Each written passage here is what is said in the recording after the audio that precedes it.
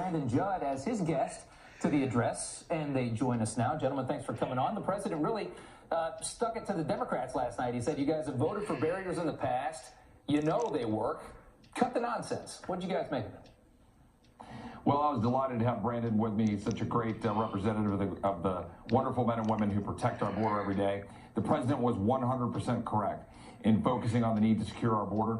I spent 2 days down in the Rio Grande Valley sector last week with my friend Dan Crenshaw, and it's appalling what we see. We've got a daily caravan. We have 400,000 people who are coming across our border this year. We're only going to apprehend about 200,000 of them because we don't have the resources given to Border Patrol that they need. And of the 200,000 that are apprehended, 90% are captured and released. The cartels have operational control of our border.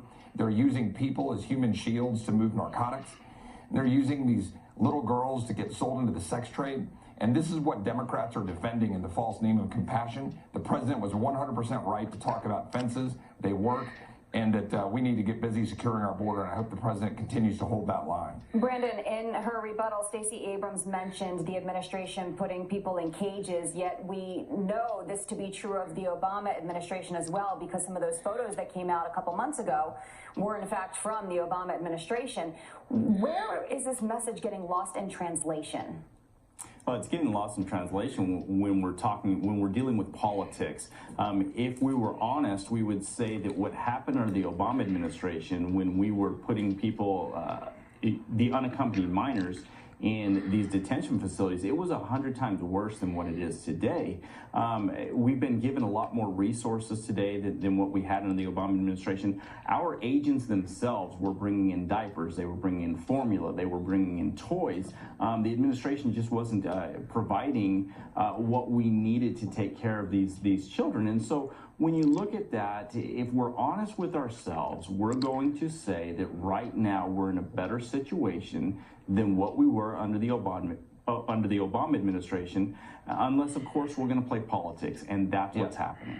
You know, the president not only pointed out hypocrisy of Democrats voting for barriers in the past, but also of politicians in general living far away from the problems that are created by this situation. Listen to this.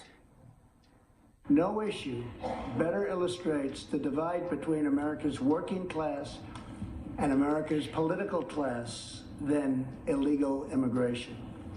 Wealthy politicians and donors push for open borders while living their lives behind walls and gates and guards. What do you think of that line? Well, I got to say, I love that line. I think nothing better illustrates the hypocrisy of the left, and they live in their ivory towers, loving to pat themselves on the back for open borders. When those open borders are making it toward the 10-year-old and 11-year-old little girl that I saw on Friday who had just come across the border and come all the way from Honduras, endangering their lives, and they might get sold into the sex trade, or the 54 people that were in a stash house in Houston because they're now going to have to pay their debts back to the cartels, who are going to make about $130 million this year on the backs of human trafficking.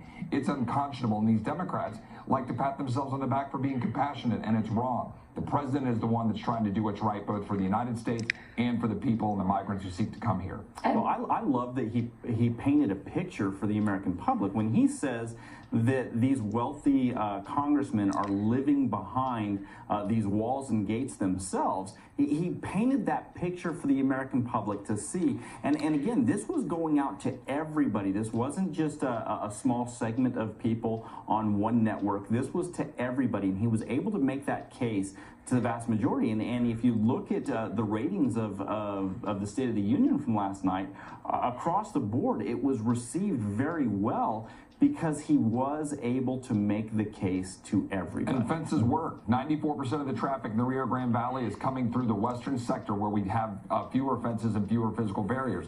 Yeah. Where we do have fences in the eastern side, less traffic. They go up, and the numbers drop by around 90%. Gentlemen, you got to see a great show.